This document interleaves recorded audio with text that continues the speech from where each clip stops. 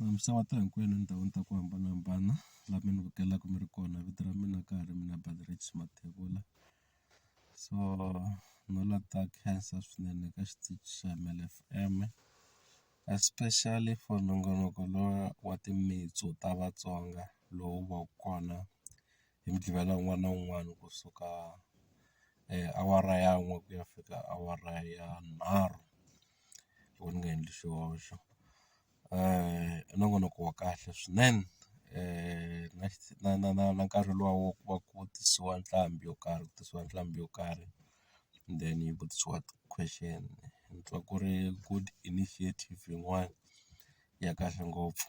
Loko ku ri mina wachaku a ni chavi ku vula mina a ni nga yingiseli MLfm hi mhaka ku va ni twe hi ti-decisions ta yona in the past ni twa yi ni disappoint ngopfu ende yi nga tekeli ngopfu enhlokweni mavonelo ya vayingiseri. Mara ka this program na ku va va tise vahaxi lava vambirhi va hlangana va tirha swin'we, ni twa va tirhile swinene na le ka program leyiwani. Ni nga vula ku keep it up munghana lonene. Mara ka ti-question ni twa swa nga ti-question a ti flexible nyana, na vahaxi hi vumbirhi bya vona va nyikeni chance va vutisa xin'wana na xin'wana lexi va xi lavaka. Just one question leyi va yi lavaka vutisa one question na Joe na vutisa one general question leyi a lavaka yi vutisa hi any of the artist leyi nga ta va yi ri kona eka siku rero. Ni twa nga ku swi ta endla ta ku nongonoko wu nyanya ku tsakisa. Vayisa lavaya they are not boring to listen to, that's why ni ti nyika nkarhi unless ko va u nghenele swin'wana ni ri busy kumbe ni rivala, mara kun'wana na kun'wana laha ni nga kona ni make sure ku nongonoko luwa na wu yingisela. Na loko ku ri ni le ku dirayivheni ni make sure ku loko ni kha normal ni tlanga music ka USB ni make sure ku ri ni nghena ka radio and then ni sungula ku yingisela MLfm.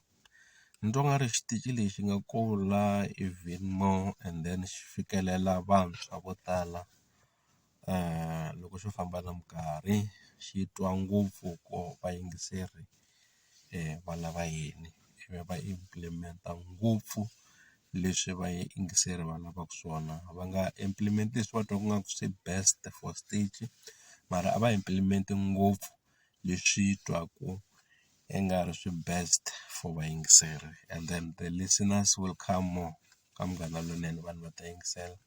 Ni twa vantshwa va masiku lama a ni tivi maybe swi ya muganga kumbe hala ka hina a va yingiseli ngopfu radio in that way, mara loko vo va strategic ni twa nga ri ku nga va na vantshwa ngopfu lava nga ta vuyelela ka timhaka to yingisela radio. Vantshwa vo tala nkarhi wo tala va va ri ka social media, so swi nga va kahle ka minongonoko hinkwayo if swi koteka ku va na notification leyi yi va kona ka page ya Munghana Lonene na ku nghena nongonoko wo karhi. Maybe it can influence youth ku va tune in and then va kota ku va va yingisela nongonoko wo karhi, kumbe ku va na thekinoloji yin'wana yo karhi a ni tivi ya njhani leyi nga ta endla ku va kota ku yi twa kahle layani ka social media MLfm. Because vanhu va masiku lama va rhandza ngopfu tifoni, va tshama va ri ka inthanete, va tshama va ri ka Facebook, se a swi nga olovela ngopfu na vantshwa ta ku va nga hatli va fane va layita radio kumbe ka tifoni ta vona, because tifoni to tala a ni tivi hinkwato na mara tifoni to tala i ku before u fanele u yingisela radio you must put the headset ka tona. Nkarhi wun'wani ta kuma u rivele headset so a wu koti ku nghena. Se na sweswiya swo nongonoko va live ka Facebook ni twa nga swi nga pfuna ngopfu ku MLfm yi kota ku va yi gain more audience. Se hi leswi ni swi vonisaka swona, mara ka nongonoko luwa ni tsaka ngopfu hi maendlelo ya vakulukumba lava vambirhi va fambisa nongonoko leyi hi ndlela ya kahle. Va tshama va kha va ta na swintshwa, ti-jokes tintshwa, swo hlekisa swintshwa almost every Saturday. So I'm very happy about that. Se hi leswi a ni la ku vula swona. Se ni khensile hinkwenu n'wina mi nga teka nkarhi lowuwani and then mi ni vukela kusuka endhawini ta ku hambanahambana. Ni ri hosi a yi mi katekiseni yi mi hlayisa. Inkomo, mi va na siku ra kahle.